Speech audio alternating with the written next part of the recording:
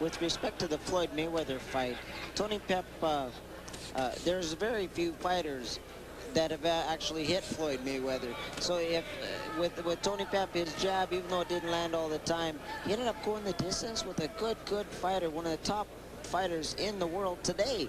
And that you can just see Tony Pep's ability. He's a tremendous athlete. To come after a layoff of a year and to give this performance of accuracy and punching power, it just is a hat off and a credit to his whole career.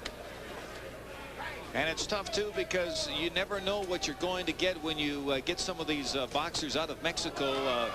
You know, you talk with promoters around the world as Francisco Castillo gets a couple of shots in on Tony Pep. But if you talk to promoters around the world, they are very, very leery of taking a lot of boxers out of Mexico because the rules of boxing in Mexico are a little different than the rules of boxing in the States and in Canada. You can fight every single night if you want. In Mexico, it doesn't matter. And they keep records down there, and really hard to say just how honest some of the records are. But Francisco Castillo has a record of 15-13, and it might be 15-14 before this night's out.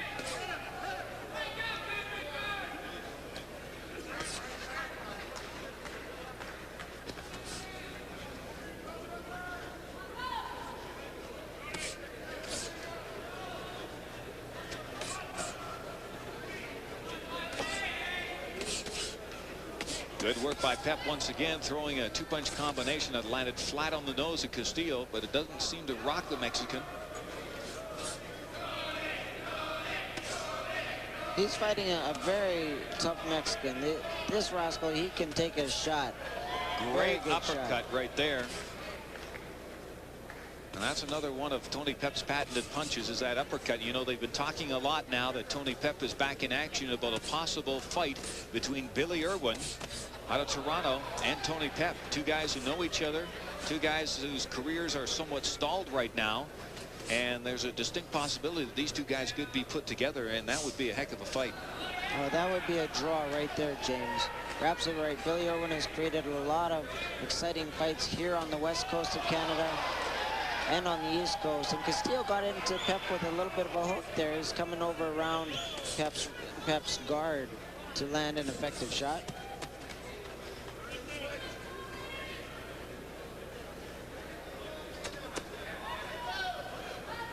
Castillo trying to trap Pep in the corner. And while he's in there, he tries to get a few punches in, but Tony Pep's defense is pretty solid.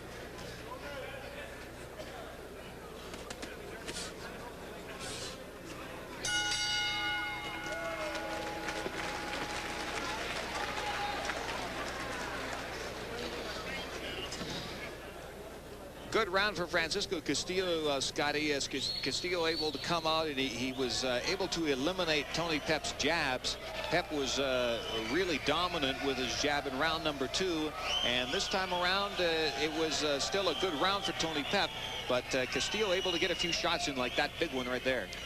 Good right hand. Tony was trying to pull away from that shot. Castillo ended up throwing the left hook to the body, came over top with the right hand. I'm not so sure Tony Pep was expecting that, because he usually gets away from shots like that.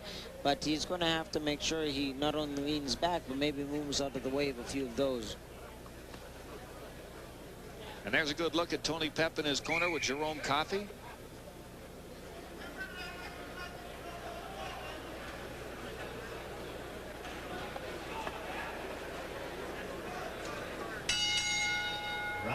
Here we go with round number 4 from the Northlands Agricom in Edmonton. Glad you could join us for Showdown 2. Tony Pep in the red and black and Francisco Castillo in the multicolored trunks from Monterrey, Mexico.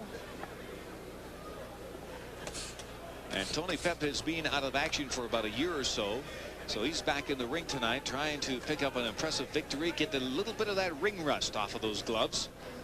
As for Francisco Castillo, he last fought earlier this year in May, so he's been very active. In fact, he's fought 3 times so far in the new year. But you do that in Mexico, you fight a lot. That's just the way it goes. So he comes into town in pretty good shape, but he has taken a lot of punches. You know, we're only into the 4th round here, and Tony Pep's thrown a lot of punches that have connected, and Castillo has taken a few, just like that one right there. good right hand left hook by Tony Pep. He went in, threw it a very, very effective shot there. Actually stunned this Mexican.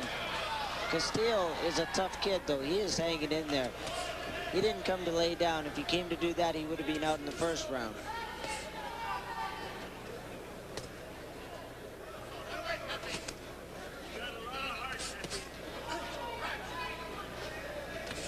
Good work again by Tony Pep, Scotty. He's just picking his spots.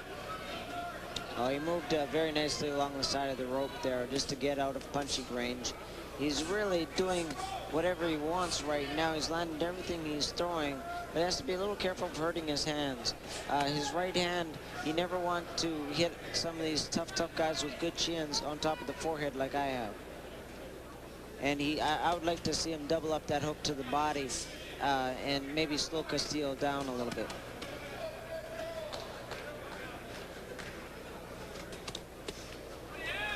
Tremendous determination on Castillo's part. This kid is hanging in there. I know a lot of guys that would give it up, that would have gave up for just getting a few of these kind of shots in there, and he's still in the fight.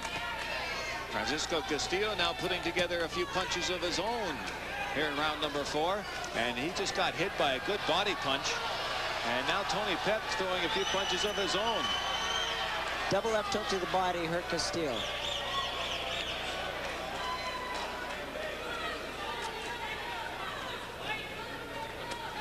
I saw the punch, Scotty. It looked to me like he hurt him, but did Tony Pep notice it? I think he did, but the kid was able to, for us watching it, fighting is a little bit different. Sometimes you don't see everything you hurt a guy with and you don't follow up on it. When you're fighting a tough guy like this Castillo, even when you hurt a guy, sometimes they're still dangerous, so you have to be careful. Tony Pep may have noticed it, but didn't think he had him in significant danger and ended up just spinning around. All right, we're going to be back with more here on TSN in just a moment. Don't go away.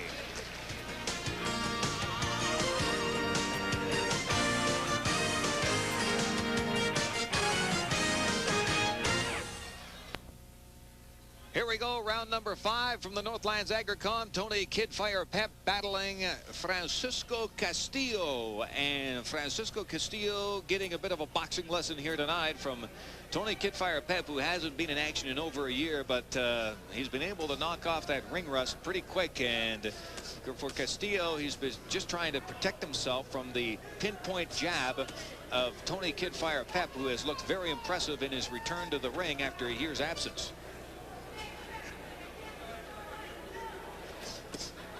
You get a kid like Castillo, James, as a fighter of yours, and you teach him a little bit of defense, you have yourself a potential champion.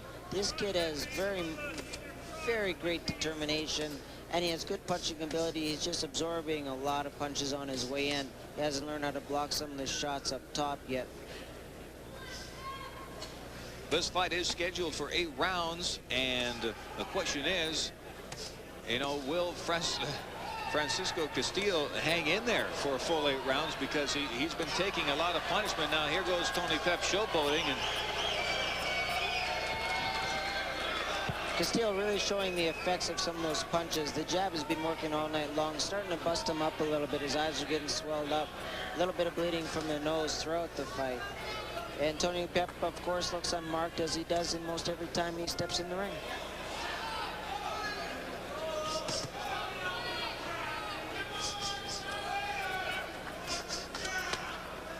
good body shot by Castillo.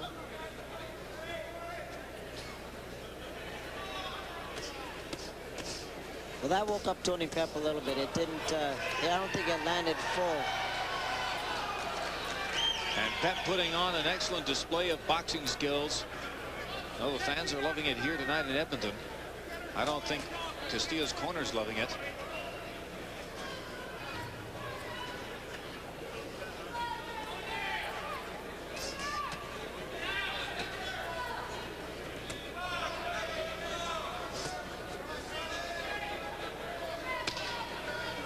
Castillo doing some work to the body. He's been having a difficult time hitting the head of Tony Pep, so he may be changing his game plan a bit, trying to work to the body a bit.